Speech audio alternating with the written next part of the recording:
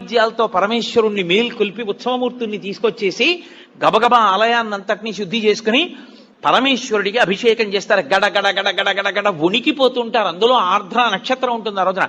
ఆర్ద్ర అంటేనే తడి.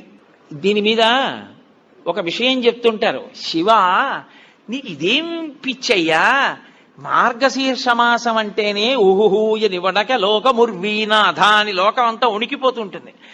అంత వణికిపోయే సమయంలో తెల్లవారుజామున 3:30-4 మధ్యలో ఎవడైనా నెత్తి మీద అన్ని కడవల నీళ్లు పోసుకుంటాడా?